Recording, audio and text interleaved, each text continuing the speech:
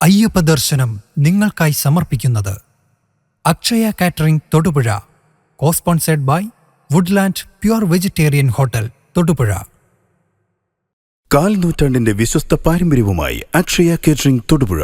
ആഘോഷങ്ങൾ ഏതുമാവട്ടെ, എല്ലാത്തരം veg non veg വിഭവങ്ങളും പൂർണ്ണ ഉത്തരവാദിത്തത്തോടെ നിങ്ങളുടെ മുന്നിലെത്തിക്കുന്നു. നിങ്ങളുടെ നാവിലെ രസമുകുളങ്ങളെ തൊട്ടുണർത്തുന്ന രുചി വൈവിധ്യങ്ങൾ, സ്വാദിൽ ഒരൽപ്പം പോലും വിട്ടുവീഴ്ചയില്ലാതെ, പാരമ്പര്യ തനിമ നഷ്ടപ്പെടാതെ വിഭവസമൃദ്ധമായി നിങ്ങളുടെ ആഘോഷങ്ങളെ വരവേൽക്കൂ. അക്ഷയ കേറ്ററിംഗ് തൊടുപുഴയ്ക്കൊപ്പം ഫോൺ 9744406785.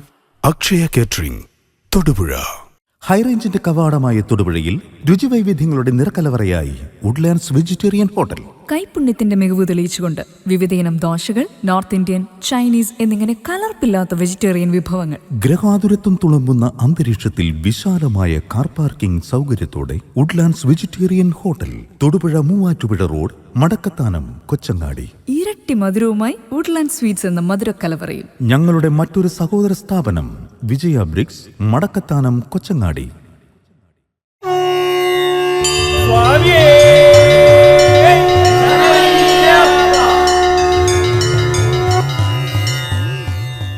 സ്വാമിയേ ശരണമയ്യപ്പ, സ്വാമിയേ ശരണമയ്യപ്പ, ഹരിഹരസൂനാനന്ദചിത്തനയ്യനയ്യപ്പ, സ്വാമിയേ ശരണമയ്യപ്പ. ശബരിമല തിരുനട തുറന്നിട്ട് ഇന്ന് 37ാമത് ദിവസത്തിലേക്ക് പ്രവേശിക്കുകയാണ്. ഏതാണ്ട് 30 ലക്ഷത്തിനടുത്ത് ആളുകൾ ദർശനത്തിന് കഴിഞ്ഞു എന്നാണ് ദേവസ്വം ബോർഡിൻ്റെ കുറിപ്പിൽ കാണുന്നത്. 37ാമത് ദിവസമായ ഇന്ന് നമുക്ക് ഇന്നലെ പറഞ്ഞു നിർത്തിയതിൻ്റെ ബാക്കി എന്ന നിലയിൽ വിരോധഭക്തി എന്താണ് എന്ന് ആലോചിക്കാം. വിരോധഭക്തി എന്നാൽ കാണുന്ന കാഴ്ചയിൽ, കേൾക്കുന്ന ശബ്ദത്തിൽ എല്ലാം ആരോടാണോ വിരോധം ആ വ്യക്തിയുടെ രൂപവും ഭാവവും മാത്രം കാണുകയും ശത്രുതാഭാവത്തോടെയാണെങ്കിലും ഭഗവത് സ്വരൂപത്തെ ഏതു സമയത്തും ദർശിച്ചുകൊണ്ടിരിക്കുകയും ചെയ്യുന്ന അവസ്ഥ. ചിന്തയിലും മനസ്സിലും മാംസചക്ഷുസുകളിലും നിറഞ്ഞു നിൽക്കുന്നത് ഇവിടെ ശ്രീകൃഷ്ണൻ്റെ രൂപം മാത്രം. കംസൻ അതായിരുന്നു. അതേസമയം കുചേലൻ്റെ ഉള്ളിൽ, സുദാമാവിൻ്റെ ഉള്ളിലും ഉണ്ടായിരുന്നത് പരമാത്മസ്വരൂപിയായ തൻ്റെ സതീർത്ഥ്യനുമായിരുന്ന കൃഷ്ണൻ്റെ രൂപം മാത്രം. രാവണൻ്റെ ചിന്തകളിലും കണ്ണിലും മനസ്സിലും ഉണ്ടായിരുന്നത് രാമരൂപം മാത്രം. എന്നാൽ രാമഭക്ത ഹനുമാൻ സ്വാമിയുടെ ഓരോ അണുവിലും രാമരൂപം നിറഞ്ഞു നിന്നിരുന്നു. ഒന്ന് ഭയത്തിൽ നിന്നും ഉടലെടുത്തതാണെങ്കിൽ മറ്റേത് ഭക്തിയിൽ നിന്നും വിശ്വാസത്തിൽ നിന്നും ഉൽപ്പന്നമായത്. ഭക്തിജ്ഞാനങ്ങൾ രണ്ടും പരസ്പര പൂരകങ്ങളാണ്. ഇവ രണ്ടും സത്സംഗം കൊണ്ട് ഉണ്ടായിത്തീരും. ഭക്തി ഒരു വൃക്ഷമാണെങ്കിൽ സത്സംഗം അതിൻ്റെ ബീജമാണ്. എന്തെല്ലാം സാധനകൾ അനുഷ്ഠിച്ചാലും സജ്ജന സമ്പർക്കം ഇല്ലെങ്കിൽ ഭക്തി ജ്ഞാനാദികൾ ഉണ്ടാവാനും വളരാനും ഏറെ പ്രയാസമായിരിക്കും. സമുദ്രത്തിൽ നിന്ന് ശുദ്ധജലത്തെ സ്വീകരിച്ച് കാർമേഘങ്ങളായി ജലം ആവശ്യമായ തപ്തഭൂമിയിൽ വർഷിച്ച് കുളിർമയേകുന്നത് പോലെ സജ്ജനങ്ങൾ ഭക്തി ജ്ഞാന വൈരാഗ്യങ്ങളെ വഹിക്കുന്നു എന്നതാണ് വ്യത്യാസം. വൃക്ഷം തന്നെ ആശ്രയിക്കുന്നവരെ നിഴൽ കൊണ്ട് തണലേകിയും പുഷ്പങ്ങളെ കൊണ്ട് സുഗന്ധം നൽകിയും ഫലങ്ങളെ പ്രദാനം ചെയ്തും സേവനം നൽകുന്ന മഹാമനസ്കത എത്ര പ്രശംസിച്ചാലും അധികമാവില്ല. പക്ഷേ വൃക്ഷത്തിന് സമീപം എത്തുന്നവർക്ക് മാത്രമേ ഈ ദൃശ്യ ഉപകാരങ്ങൾ ലഭ്യമാകുകയുള്ളൂ. എന്നാൽ മഹാത്മാക്കളാകട്ടെ തങ്ങളെ സമീപിക്കാത്തവരെ കൂടി ഭക്തി ജ്ഞാനാദികൾ ഏകി സേവനം ചെയ്യുന്നു.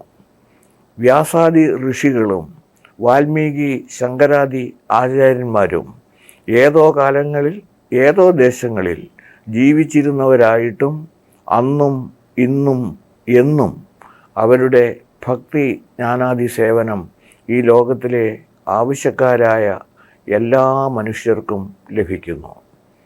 കാലദേശാദി ചട്ടക്കൂടുകളൊന്നും ബാധിക്കാതെ ഇന്നും അഭംഗുരം അത് തുടരുകയാണ്. അവർക്ക് നല്ലവനെന്നോ കെട്ടവനെന്നോ അധികാരിയെന്ന അനധികാരിയെന്നോ തിരിച്ചു ഭേദമില്ലാത്തതാണ് അവർ ഈ ജഗത്തിന് തങ്ങളുടെ സേവനം സമർപ്പിക്കുന്നത്. വേദശാസ്ത്രങ്ങൾ അഭ്യസിക്കുകയോ തപോ യോഗങ്ങൾ അനുഷ്ഠിക്കുകയോ ചെയ്തിട്ടില്ലാത്ത നിരക്ഷരകുക്ഷികൾ പോലും സത്സംഗം ഒന്നുകൊണ്ട് ജന്മസാഫല്യത്തെ പ്രാപിക്കുന്നു. സപ്തർഷികളുടെ സാമീപ്യവും ശബ്ദദാനവും രത്നാകരനെ വാൽമീകിയാക്കിയത് മറക്കാൻ കഴിയുമോ?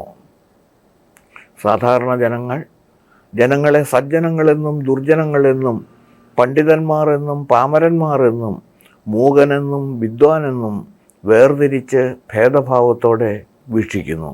എന്നാൽ മഹാത്മാക്കളാവട്ടെ ആരിലും യാതൊരു ഭേദചിന്തയും കൂടാതെ എല്ലാവരെയും തൻ്റെ സ്വന്തം ആളുകളാക്കി മാത്രം കാണുന്നു. സജ്ജനങ്ങൾക്ക് ആരിലും ഭേദചിന്തയില്ല. എല്ലാവരോടും ആദരവും ബഹുമാനവും മാത്രം. ഇപ്രകാരമുള്ളവർ ആരായിരുന്നാലും എങ്ങനെ പൂജ്യരല്ലാതാവും? സൂര്യൻ ഉദിക്കുമ്പോൾ പുറമേയുള്ള ഇരുട്ട് മുഴുവൻ നീങ്ങും. എന്നാൽ മാറേണ്ടത് ഉള്ളിലെ അന്ധകാരമാണ്. അതിന് ആന്തരികമായ വെളിച്ചം ലഭിക്കണം. അതിന് ശീതളങ്ങളും അമൃതായ മാനങ്ങളായ വാക്കുകളെ കൊണ്ടും കുളിർപ്പിച്ച് ജനങ്ങളുടെ ഹൃദയങ്ങളിൽ കുളിർമഴ പെയ്യിച്ച് അജ്ഞാനാന്ധകാരത്തെ ദൂരീകരിക്കുന്നു. പ്രതിഫലേച്ഛ അശേഷമില്ലാതെ സൂര്യൻ എപ്രകാരം അന്ധകാര നിവാരണം നടത്തിയോ അതുപോലെ സജ്ജനങ്ങൾ യാതൊന്നിനും വേണ്ടിയുമല്ല ജ്ഞാനപ്രകാശം കൊണ്ട് ജഗത്തൊക്കവെ പ്രകാശിപ്പിക്കുന്നത്. ഭക്തരായ സജ്ജനങ്ങൾ സ്വയം ഈശ്വരരൂപികളാണ്. സർവാവയവങ്ങളെ കൊണ്ടും അവർ ഈശ്വരൻ്റെ മഹത്വത്തെ പ്രഖ്യാപിക്കുന്നു. ശിരസിൽ ഭഗവാന്റെ പാദ തുളസിയും നെറ്റിയിൽ നിർമാല്യ കളഭവും കണ്ഠത്തിൽ ഭഗവത് നാമവും നാവിൽ ഭഗവത് കീർത്തനവും ഹൃദയത്തിൽ ഭഗവത് സ്വരവും വയറ്റിൽ അവിടുത്തെ ഉച്ഛിഷ്ട നിവേദ്യവും കാലിൽ പ്രദക്ഷിണവും കയ്യിൽ അഞ്ജലി ബന്ധവും കണ്ണിൽ പ്രേമാശ്രവും സർവാംഗം രോമാഞ്ചവും ധരിച്ച് ലോകം മുഴുവൻ ഭഗവത് സ്വരൂപമായി കണ്ടു നടക്കുന്ന സജ്ജനങ്ങൾ ഈശ്വരൻ്റെ പ്രത്യക്ഷ പ്രതിരൂപങ്ങളാണ്. അങ്ങനെയുള്ള ഭക്തജനങ്ങളുടെ ദർശനം കൊണ്ടുപോലും സർവപാപങ്ങളും നശിച്ച് ഭഗവത് പ്രേമം അങ്കുരിക്കും. അവരുടെ സമ്പർക്ക സഹവാസങ്ങളെ കൊണ്ട് ഭക്തിവിശ്വാസങ്ങൾ തമ്മിൽ രൂഢമൂലമാകും. ഇപ്രകാരമുള്ളവർക്ക് ഭക്തിശാസ്ത്രത്തെക്കുറിച്ച് വ്യക്തമായി പറഞ്ഞു തരാൻ സാധിക്കുകയുള്ളൂ. അതുകൊണ്ട് ഇപ്രകാരമുള്ള സജ്ജന സമ്പർക്കം സഹവാസം എത്രത്തോളം വളർത്താൻ സാധിക്കുമോ അത്രത്തോളം വളർത്തണം. ഭക്തി വർദ്ധിപ്പിക്കാൻ ഇത് കാരണമാകും. പൂജ വിപ്രവസ്സു കർത്തവ്യ ചാന്നവസ്ഥ ജലാദിഭി വിപ്രസൈവ പ്രഭാവേന തരേൽ സംസാരസാഗരം. അന്നം വസ്ത്രം ജലം തുടങ്ങിയ ഉപചാര വസ്തുക്കളെ കൊണ്ടും ദക്ഷിണാദികൾ നൽകിയും ഭക്തിപൂർവം ബ്രാഹ്മണരെ പൂജിക്കേണ്ടതാണ്. ബ്രാഹ്മണരെ ഭൂദേവരെന്ന് പറയുന്നു. ബ്രാഹ്മണ ക്ഷത്രിയ വൈശ്യ ശൂദ്ര വിഭാഗങ്ങളെ കുറിച്ച് വിശദീകരണം ഞാൻ കേൾപ്പിക്കാം. ആരാണ് ബ്രാഹ്മണൻ? ബ്രഹ്മജ്ഞാനേതി ബ്രാഹ്മണ എന്നാണ് വിധി. ആര് വിധിച്ചതാണ്? നമ്മൾ സാധാരണ ധരിച്ചിരിക്കുന്നത് പേരിന് വലതുവശത്ത് നമ്പൂതിരിപ്പാടെന്നോ ഭട്ടതിരിപ്പാടെന്നോ പോറ്റിയെന്നോ ചേർത്ത് കഴിഞ്ഞു കഴിഞ്ഞാൽ അവരെല്ലാവരും ബ്രാഹ്മണർ എന്നാണ് ധരിച്ചിരിക്കുന്നത്.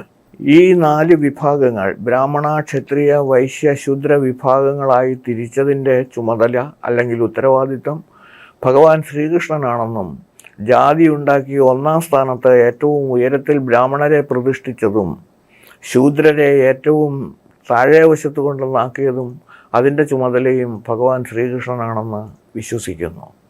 ഇവിടെ നമ്മളിതിനെക്കുറിച്ച് ചിന്തിക്കുന്നില്ല എന്നുള്ളതാണ്. മറ്റുള്ളവർ പറയുന്നത് കേൾക്കുന്നു എന്നല്ലാതെ ഭഗവാൻ അതിന് ഞാനാണ് ഈ ചാതുർവർണ്ണ്യം സൃഷ്ടിച്ചിരിക്കുന്നത് എന്ന് പറയുന്നെങ്കിൽ അതിൻ്റെ അടുത്ത ലൈനാണ് അതിൻ്റെ കാതലായ ഭാഗം എന്നോർമ്മിക്കുക. ഭഗവത്ഗീതയിലെ വിഖ്യാതമായ ശ്ലോകത്തിൻ്റെ ആദ്യത്തെ 2 വരി നമ്മൾ അറിഞ്ഞിരിക്കണം. അതാണ് പ്രധാനം. ഒന്നാമത്തേത് ചാതുർവർണ്ണ്യം മയാ സൃഷ്ടം. ഇതാണ് സാധാരണ കവലകളിൽ പ്രസംഗിക്കുന്നവർ വിളിച്ചു പോകുന്നത്. ചാതുർവർണ്ണ്യം മയാ സൃഷ്ടം, ചാതുർവർണ്ണ്യം ഞാനാണ് സൃഷ്ടിച്ചത്. പക്ഷേ അതിൻ്റെ അടുത്ത ലൈനാണ് ഏറ്റവും പ്രധാനമായിട്ടുള്ളത്. ചാതുർവർണ്ണ്യം മയാ സൃഷ്ടം ഗുണ കർമ്മ വിഭാഗശ. പ്രവൃത്തിയുടെ അടിസ്ഥാനത്തിൽ ആണ് ഞാൻ ഈ തീരുമാനം കൈക്കൊണ്ടിരിക്കുന്നത്. അപ്പോൾ ഓരോരുത്തർക്കും ഈ 4 വിഭാഗങ്ങളിൽ ഓരോരുത്തർക്കും എന്തൊക്കെയാണ് തിരിച്ചു വച്ചിരിക്കുന്നത് എന്ന് നമുക്കൊന്ന് നോക്കാം. ബ്രാഹ്മണ, ബ്രഹ്മജ്ഞാനേതി ബ്രാഹ്മണ, കാണുന്നതിൽ കേൾക്കുന്നതിൽ, അതായത് വൈദിക വൃത്തി ചെയ്യാൻ തയ്യാറാകുന്ന വ്യക്തികളെ മുഴുവൻ പേരെയും ഉൾക്കൊള്ളുന്ന പൊതുസജ്ഞയാണ് ബ്രാഹ്മണൻ. വൈദിക വൃത്തി എന്ന് പറഞ്ഞു കഴിഞ്ഞാൽ ക്ഷേത്രങ്ങളിൽ പൂജാതി കർമ്മങ്ങൾ ചെയ്യുന്നവരെ മാത്രമേ ബ്രാഹ്മണർ എന്ന പദത്തിൽ ഉൾക്കൊള്ളാവൂ എന്ന് ഭഗവാൻ കൃഷ്ണൻ ഒരിടത്തും പറഞ്ഞിട്ടില്ല. ക്ഷേത്രം, പള്ളികൾ, മോസ്കുകൾ, പഗോഡകൾ, ഗുരു സ്ഥാനങ്ങൾ, ഇതുപോലെയുള്ള സ്ഥലങ്ങളിലെല്ലാം വൈദിക വൃത്തി ചെയ്യുന്ന മുഴുവൻ പേരും അവർ ബ്രാഹ്മണരാണ്. അപ്പോൾ എന്താണ് അതിൻ്റെ വാക്കിൻ്റെ അർത്ഥം കൊടുക്കുന്നത്? ബ്രഹ്മജ്ഞാനേതി ബ്രാഹ്മണ. ആ ഒരു സിസ്റ്റം അനുസരിച്ച് നമ്മുടെ ക്ഷേത്രങ്ങളിൽ പൂജകൾ നടത്തുന്നവർ മാത്രമല്ല, ഇതര ദേവാലയങ്ങൾ, ചർച്ചിലാവട്ടെ, ചർച്ചിലെ വൈദികനാണ് അവിടുത്തെ കാര്യങ്ങളെല്ലാം ശ്രദ്ധിക്കുന്നതും പൂജാതി കർമ്മങ്ങൾ ചെയ്യുന്നതും. അതുകൊണ്ട് അദ്ദേഹം ബ്രാഹ്മണനാണ്. നമുക്ക് ഒറ്റ നോട്ടത്തിൽ അദ്ദേഹം വൈദികനാണെന്ന് പറയുമെങ്കിലും ബ്രാഹ്മണൻ എന്ന തരത്തിലേക്ക് ആ കാഴ്ച കാണാനായിട്ട് നമുക്ക് സാധിക്കുന്നില്ല. അപ്പോൾ ഒരു ജീവിതത്തിൽ തന്നെ ഈ 4 അവസ്ഥകളിലും നമുക്ക് എത്താൻ സാധിക്കും എന്ന് നമുക്ക് മനസ്സിലാക്കാം. ഒരു 15-18 വയസ്സുകാരൻ പേരിൻ്റെ അറ്റത്ത് നമ്പൂതിരിപ്പാടെന്ന് ശേഷിച്ചിട്ടുള്ള ഒരാൾ എന്ന് വിചാരിക്കുക, പരമേശ്വരൻ നമ്പൂതിരിപ്പാട്. പരമേശ്വരൻ നമ്പൂതിരിപ്പാട് നമ്മുടെ തൊട്ടടുത്ത ക്ഷേത്രത്തിലെ പൂജാരിയായിട്ട് വന്നപ്പോൾ അദ്ദേഹം ബ്രാഹ്മണനാണ്, ആർക്കും സംശയം വേണ്ട. ആ പൂജാതി കർമ്മങ്ങൾ ചെയ്തുകൊണ്ടിരിക്കെ അദ്ദേഹം സർക്കാർ ജോലിക്ക് വേണ്ടി ശ്രമിച്ചു. എന്തായാലും പോലീസ് കോൺസ്റ്റബിളായിട്ട് പരമേശ്വരൻ നമ്പൂതിരിക്ക് 23-24 വയസ്സുള്ളപ്പോൾ ജോലി കിട്ടി. അദ്ദേഹം അടുത്ത ഈ ധർമ്മത്തിലേക്ക് പ്രവേശിക്കുകയാണ്. ചാതുർവർണ്ണ്യത്തിലെ 2ാം വർണ്ണം എന്ന് പറയുന്നത് ക്ഷത്രിയനാണ്. ആരാണ് ക്ഷത്രിയൻ? ക്ഷതത്തിൽ നിന്ന് ഭൂമിയെയും ജനപഥത്തെയും ത്രാണനം ചെയ്യുന്നവനാണ് ക്ഷത്രിയൻ. അപ്പോൾ ജനങ്ങളെ രക്ഷിക്കുന്ന ചുമതല അയാളുടേതാണ്. അതേപോലെ തന്നെ ഭൂമിയെ മാത്രം പോരാ, ജനങ്ങൾക്ക് ആവശ്യമുള്ള സുരക്ഷ മുഴുവൻ നൽകേണ്ടുന്നതും ക്ഷത്രിയനാണ്. അപ്പോൾ പോലീസ്, പട്ടാളം, അതേപോലെ തന്നെ ഫോറസ്റ്റിലാവട്ടെ, എക്സൈസിലാവട്ടെ, യൂണിഫോം ഇട്ട ജോലി ചെയ്യാൻ നിയുക്തരായ മുഴുവൻ പേരെയും നമുക്ക് വിളിക്കാനായി സാധിക്കും ക്ഷത്രിയർ. പട്ടാളക്കാർ എന്നുള്ള അർത്ഥത്തിലാണ് ഇത് സൂചിപ്പിക്കുന്നതെന്ന് ഓർക്കുക. ഒന്ന്, അവിടെ നമുക്ക് ഇന്ത്യ പാകിസ്ഥാൻ യുദ്ധം നടന്നിരുന്ന സമയത്ത് ആ യുദ്ധത്തിൽ പാറ്റൺ ടാങ്ക് എന്ന് പറയുന്ന അമേരിക്കയുടെ ടാങ്കുമായിട്ട് വന്ന പാകിസ്ഥാൻ പട്ടാളത്തെ വൈജയന്ത് ടാങ്കുമായി പോയ അബ്ദുൽ ഹമീദ്, മരണത്തിന് ശേഷം കിട്ടിയ മഹാവീര ചക്രം നേടാൻ സാധിച്ച അബ്ദുൽ ഹമീദ് ഒറ്റ നോട്ടത്തിൽ ആര് ചോദിച്ചാലും പറയും അയാൾ മുസ്ലിമാണ്. പക്ഷേ ഉറപ്പിച്ച് ഞാൻ പറയുന്നു, മുസ്ലിം എന്ന നിലയിലല്ല അബ്ദുൽ ഹമീദിനെ കാണേണ്ടുന്നത്. അബ്ദുൽ ഹമീദ് ഈ രാജ്യത്തിൻ്റെ സുരക്ഷയ്ക്ക് വേണ്ടി സ്വന്തം ജീവൻ ബലിയർപ്പിച്ച ധീരദേശാഭിമാനിയാണ്. അദ്ദേഹം ചാതുർവർണ്ണ്യ സിദ്ധാന്തപ്രകാരം ക്ഷത്രിയനാണ് എന്ന വസ്തുത നമ്മൾ അറിയണം. ഇനി 3ാമത്തേത്, പരമേശ്വരൻ നമ്പൂതിരിക്ക് ജോലി കിട്ടിയത് പോലീസിൽ. അപ്പോൾ ഇന്നലെ വരെ ക്ഷേത്രത്തിൽ പൂജ നടത്തിയിരുന്ന സമയത്ത് പരമേശ്വരൻ നമ്പൂതിരി സംശയിക്കേണ്ട ബ്രാഹ്മണനായിരുന്നു. ആ ബ്രാഹ്മണ്യത്വത്തിൽ നിന്ന് അദ്ദേഹം അടുത്ത ഇതിലേക്ക് മാറുകയാണ്, അടുത്ത സ്റ്റെപ്പിലേക്ക് വന്നു. അത് ക്ഷത്രിയൻ എന്ന നിലയിലാണ്. ഏതായാലും 55 വയസ്സ് കഴിഞ്ഞു, പരമേശ്വരൻ നമ്പൂതിരി പെൻഷനായി.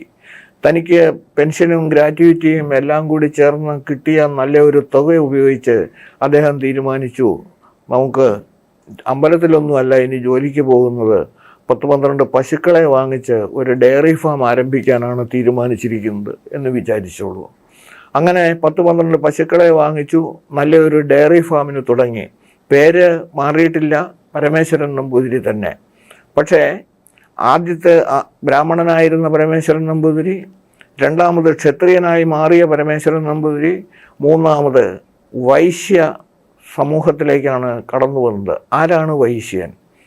കൃഷി, ഗോരക്ഷ, വാണിജ്യം ഇത്യാദി പ്രവർത്തികൾ ആര് ചെയ്യുന്നുവോ ആ ചെയ്യുന്ന വ്യക്തി വൈശ്യനാണ് എന്ന വസ്തുത നമ്മൾ അറിഞ്ഞിരിക്കണം. ഇതേ പരമേശ്വരൻ നമ്പൂതിരി ഇപ്പം മൂന്നാമത്തെ ഇതിലേക്ക് വന്നു. അദ്ദേഹം ഈ ജോലി അല്ല ചെയ്തിരുന്നതെന്ന് തയ്യാറാകുന്നത് എന്ന് വിചാരിക്കുക. അദ്ദേഹം മറ്റെന്തെങ്കിലും പ്രവർത്തിക്ക് കച്ചവടത്തിന്, ചെറിയ തരത്തിലുള്ള കച്ചവടത്തിന് പോയാലും വൈശ്യ വിഭാഗത്തിൽപ്പെട്ടവരാണ്. ഇനി നമുക്ക് ഭരണകർത്തൃത്വത്തിലേക്ക് നോക്കാനാണ് തയ്യാറാകുന്നതെങ്കിൽ ഇന്ത്യയുടെ പ്രധാനമന്ത്രി ആര് എന്ന ചോദ്യത്തിന് ഒരു സംശയവുമില്ലാതെ പറയണം, അദ്ദേഹം ശൂദ്രനാണ്. അതേസമയം സാധാരണ രീതിയിൽ നമ്മൾ നോക്കുന്ന ഇന്ത്യയുടെ പ്രസിഡന്റ് ആര് എന്ന് ചോദിച്ചാൽ എല്ലാവരും പറയും ആദിവാസി സ്ത്രീയാണ്. ഞാൻ ഉറപ്പിച്ചു പറയുന്നു, നമുക്ക് തെറ്റുപറ്റിയിരിക്കുന്നു. നമ്മുടെ ബഹുമാന്യയായിട്ടുള്ള ഇന്ത്യയുടെ പ്രഥമ പൗരി അവർ മറ്റാരുമല്ല, ക്ഷത്രിയ തലത്തിലാണ് നിൽക്കുന്നത്. കാരണം ഇന്ത്യൻ പ്രസിഡന്റ് ഇന്ത്യയുടെ 3 സേനാ വിഭാഗങ്ങളുടെയും ചീഫാണ്. അതുകൊണ്ട് തന്നെ പട്ടാളത്തിലെ ഏറ്റവും ഉയർന്ന ഉദ്യോഗവും ഉത്തരവുമാണ് അവരുടെ കയ്യിലിരിക്കുന്നതെന്ന് ഓർമ്മിക്കുക. അപ്പോൾ ദ്രൗപദി മുർമു എന്ന് പറയുന്ന ഇന്ത്യൻ പ്രസിഡന്റ് നമ്മുടെ ഈ ചാതുർവർണ്ണ ശിഷ്ടപ്രകാരം ഏറ്റവും പിന്നോക്ക ജാതിയിൽപ്പെട്ടതെന്നല്ല പറയേണ്ടുന്നത്, അവർ ക്ഷത്രിയ സമൂഹത്തിലാണ് പെട്ടിരിക്കുന്നതെന്ന് മനസ്സിലാക്കണം.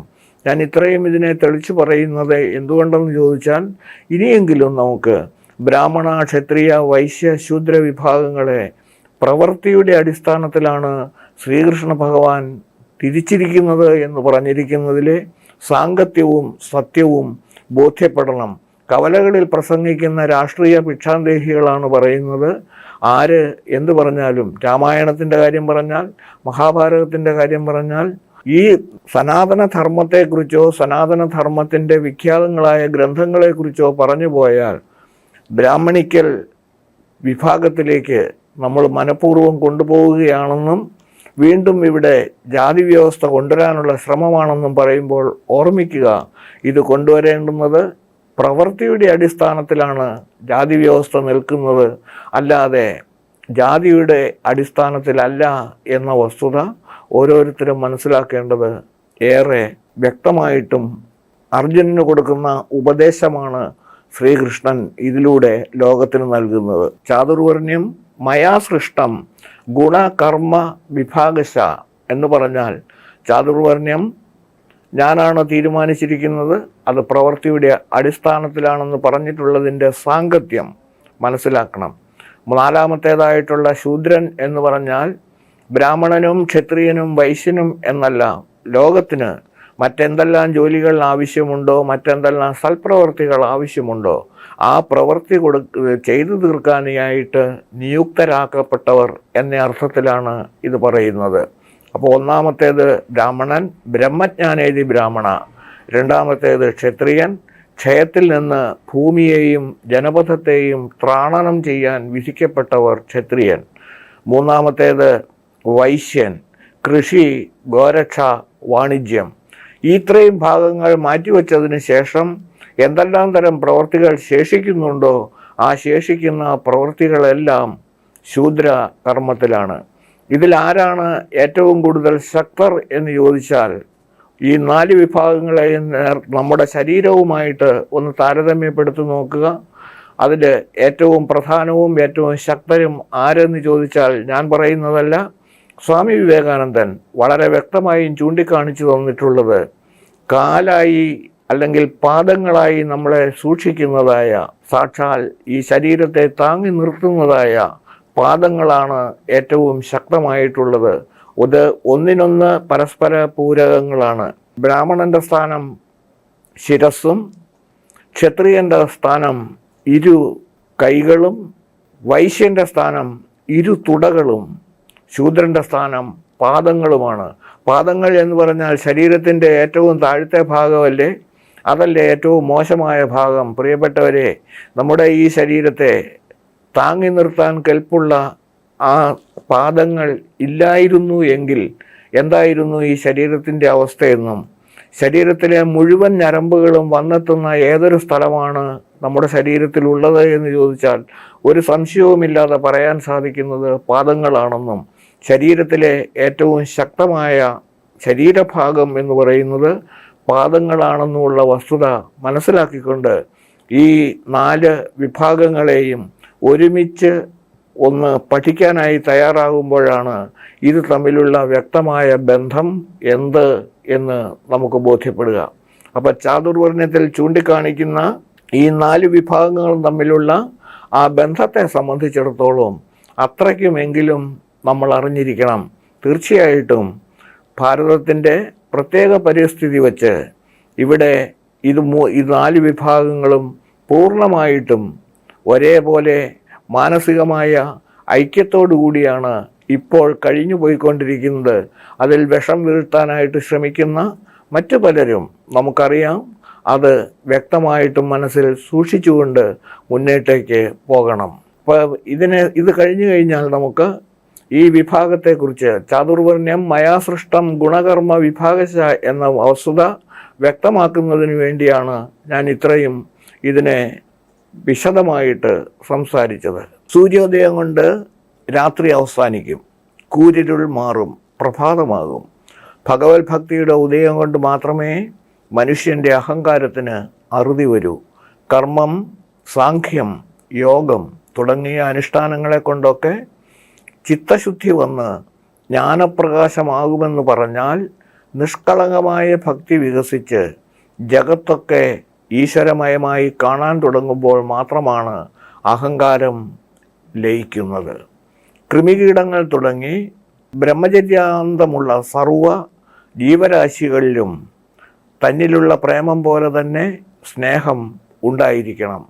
ആരും തന്നിൽ നിന്ന് വേറെയല്ല, താനും ആരിൽ നിന്നും വേറെയല്ല. ആത്മാവ് ഒന്ന് മാത്രമാണ്, പലതല്ല. അതിനാൽ അവനവനെ തന്നെയാണ് എല്ലാ ജീവികളിലും കാണുന്നത്. തനിക്ക് തന്നോടുള്ള മമതയും കാരുണ്യവും സ്നേഹവും എല്ലാ ജീവികളോടും ഉണ്ടായിരിക്കണം. ഭേദബുദ്ധി ഉണ്ടാവരുത്. ഭേദബുദ്ധി ഉണ്ടായാൽ രാഗദ്വേഷങ്ങളും മതമാത്സര്യങ്ങളും ഉണ്ടാവാൻ തുടങ്ങുകയായി. മനസാ വാച കർമ്മണ ഒരു ജീവിക്കും അല്പമായി പോലും അനിഷ്ടം ചെയ്യാൻ ഇടവരരുത്. ഈശ്വരീയമായ ഭക്തിഭാവത്തിന് മുറിവ് വരാതെ അകവും പുറവും ഈശ്വരഭാവത്താൽ നിറയപ്പെടുമ്പോൾ സംസ്കാരം നീങ്ങി അന്ധക്കരണം സംശുദ്ധമായി ജ്ഞാനം പ്രകാശിപ്പിച്ച് ജന്മസാഫല്യമായ കൈവല്യാനുഭൂതി ഉണ്ടായിത്തീരും.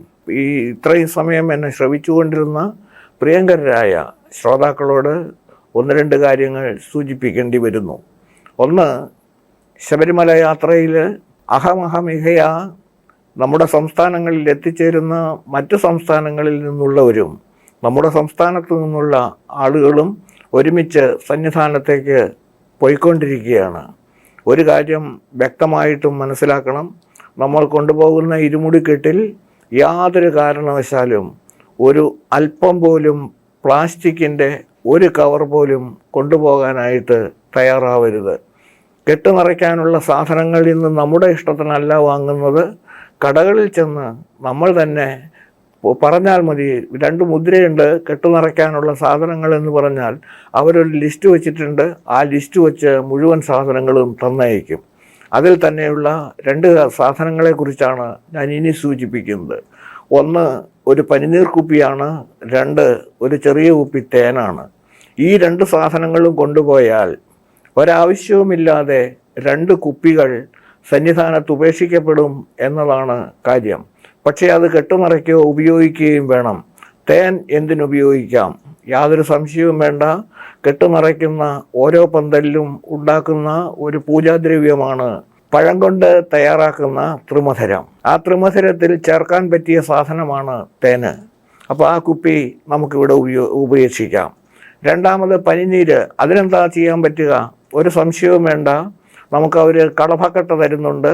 ആ കളഭക്കട്ടയിൽ ഈ പനിനീര് ഒഴിച്ച് ആ കളഭക്കട്ട അലിയിച്ചാലുള്ള ഗുണം നല്ല സുഗന്ധപൂരിതമായിട്ടുള്ള കളഭം വന്നിട്ടുള്ള കെട്ടുമറയ്ക്കുന്ന സമയത്ത് വന്നിട്ടുള്ള ഭക്തജനങ്ങൾക്ക് കൊടുക്കാം. അപ്പം അതിൽ ഏറ്റവും വലിയ ഗുണം എന്തെന്ന് ചോദിച്ചാൽ ഈ 2 കുപ്പികളും ആ ആരംഭിച്ചിടത്ത് തന്നെ നമുക്ക് ഒഴിവാക്കാനായിട്ട് സാധിക്കും. അതൊന്നാമത്തെ കാര്യമാണ്. രണ്ടാമത്തെ കാര്യം, പ്ലാസ്റ്റിക്കിൻ്റെ ഒരു സാധനങ്ങളും കൊണ്ടുപോവില്ല എന്ന് ഉറപ്പുവരുത്തുക. അതിലേറ്റവും സാധാരണമായി കൊണ്ടുപോകുന്നത് മഞ്ഞപ്പൊടിയാണ്. മഞ്ഞപ്പൊടി ഒരു കാരണവശാലും പൊട്ടിക്കാതെ കൊണ്ടുപോവില്ല എന്നും പൊട്ടിച്ച് തൂശനിലയിലിട്ട് അമ്മയുടെ ചിത്രത്തിന് മുമ്പിൽ വയ്ക്കുകയുള്ളൂ എന്നും ഓരോരുത്തരും തീരുമാനിക്കണം. ഇത് രണ്ടാമത്തെ കാര്യം. ഇനി പ്രധാനമായിട്ടുള്ളത്, നമുക്ക് പല സ്ഥലത്തും ചെന്ന് കഴിഞ്ഞാൽ ഭക്ഷണം കിട്ടും. ഇന്നത്തെ സാഹചര്യത്തിൽ പല സംഘടനകളും അന്നദാനം നടത്തുന്നുണ്ട്. സന്നിധാനത്ത് ചെന്നാൽ ദേവസ്വം ബോർഡും അന്നദാനം നടത്തുന്നുണ്ട്. ഇപ്പോൾ നമ്മൾ പോകുന്ന വഴിക്ക് തന്നെ പലയിടത്തും അന്നദാനം ഉള്ളിടത്ത് നമ്മൾ ക്ഷണിക്കപ്പെട്ട് കയറി ചെല്ലുന്നിടത്ത് നമ്മൾ കഴിക്കുന്ന പാത്രത്തിൽ തന്നെ നമുക്ക് ഭക്ഷണം കഴിക്കാം എന്നുള്ള ആ ഒരു ബോധ്യത്തോടു കൂടി അവരെ ഒരു കാരണവശാലും പ്ലാസ്റ്റിക് കോട്ടഡ് പ്ലേറ്റിൽ, അതായത് പേപ്പർ പ്ലേറ്റിലും പേപ്പർ ഗ്ലാസ്സിലും വെള്ളം കുടിക്കില്ല എന്നും ഭക്ഷണം കഴിക്കില്ല എന്നും ഓരോരുത്തരും തീരുമാനിക്കണം. ആ തീരുമാനത്തിൻ്റെ അടിസ്ഥാനത്തിൽ യാതൊരു സംശയത്തിനും ഇട കൊടുക്കാതെ തന്നെ ഒരു സ്റ്റീൽ പ്ലേറ്റും ഒരു സ്റ്റീൽ ഗ്ലാസും ഓരോ സ്വാമിമാരും അവരവരുടെ കയ്യിൽ കരുതുകയാണെങ്കിൽ അത്രയ്ക്കും വേസ്റ്റ് നമുക്ക് പമ്പയിലും സന്നിധാനത്തും ഒഴിവാക്കാൻ സാധിക്കും. ഇത് ഓരോരുത്തരും സ്വാമി അയ്യപ്പൻ തന്നെ നിങ്ങൾക്ക് തരുന്ന ഒരു നിർദ്ദേശം പോലെ മനസ്സിൽ സൂക്ഷിച്ചുകൊണ്ട് ശബരിമലയിൽ ഞാൻ കാരണം 1 ഗ്രാം വേസ്റ്റ് പോലും ഉണ്ടാക്കില്ല എന്നുറപ്പ് വിചാരിച്ചുകൊണ്ട് മുന്നോട്ട് പോകണം എന്നുള്ള പ്രാർത്ഥനയോടുകൂടി ഇന്നത്തെ എപ്പിസോഡ് ഇവിടെ പൂർത്തിയാക്കുന്നു. എന്നെ ശ്രവിച്ച ഓരോരുത്തർക്കും കൃതജ്ഞതയുടെ പൂച്ചെണ്ടുകൾ അർപ്പിച്ചുകൊണ്ട് സ്വാമിയേ ശരണമയ്യപ്പ, സ്വാമിയേ ശരണമയ്യപ്പ, ഹരിഹരസുതനാനന്ദചിത്തനയ്യനയ്യപ്പ സ്വാമിയേ ശരണമയ്യപ്പ.